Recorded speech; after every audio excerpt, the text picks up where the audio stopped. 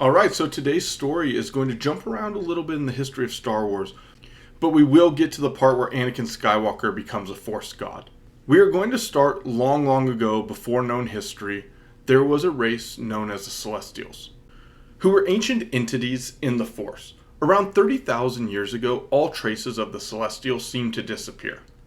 What is known of them comes from the hive mind of the Killiks. This story is going to center around one family known as the Ones. The Ones were a family of exceptionally powerful Force wielders who lived on the planet Mortis during the Clone Wars and way before. Mortis was not a normal planet. It did not exist in normal space, and time was different there as well. Days on Mortis seemed like just moments off of the planet.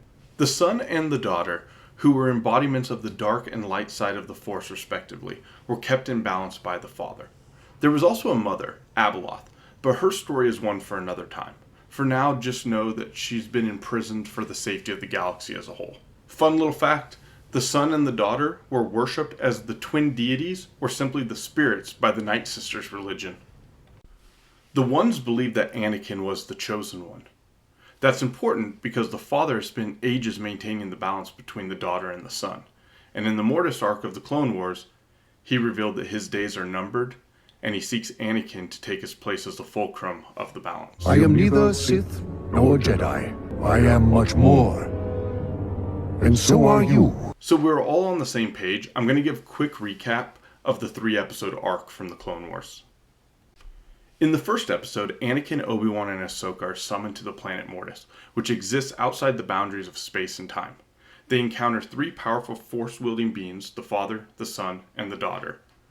The father asks Anakin if he is the chosen one, destined to bring balance to the Force. In the second episode, Anakin's abilities are tested as the son tries to seduce him to the dark side, while the daughter attempts to keep him on the path of light. Obi-Wan and Ahsoka are also involved in the struggle between the two siblings. Anakin's role as the chosen one becomes more significant as the episode goes on. In the third and final episode of the Mortis Arc, it reaches its climax. Anakin is faced with a difficult choice, whether to stay on Mortis and keep the Force in balance, or return to the real world to continue his role in the Clone Wars. Ultimately, Anakin chooses to leave Mortis, and the arc concludes with the trio returning to their ship, and the 3 of the Ones all perish. However, they are left wondering about the true nature of the Force and Anakin's destiny. Now this arc is important because the Mortis Arc is a thought-provoking and mystical storyline that explores the concept of the Force and Anakin's pivotal role in the Star Wars universe. It delves into the idea of balance within the Force and raises questions about the nature of destiny and one's ability to make their own choices.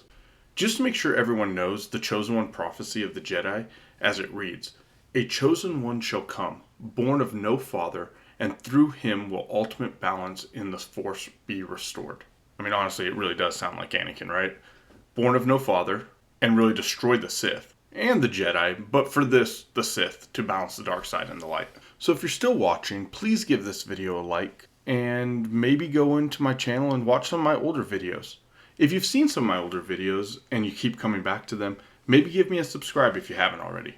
Now, what if the whole prophecy was calling for Anakin to take over the responsibilities of the father? It calls for ultimate balance.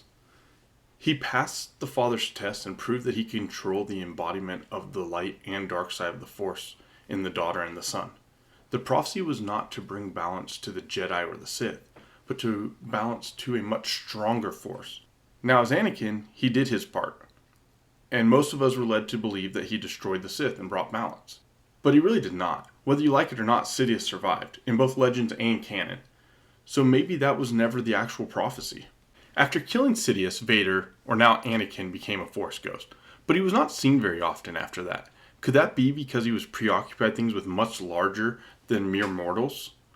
Anakin always had trouble controlling the balance of the dark and the light side inside his own body. But when we saw him in the battle with Ahsoka in Episode 5, Shadow Warrior, he was switching between the two at will, to teach her. This is because he has mastered the Force. Anakin has become the high ground. He has become so strong.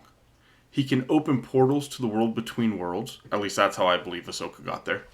His eyes were also no longer yellow, but they were red, just like the sun's were when he was using the dark side.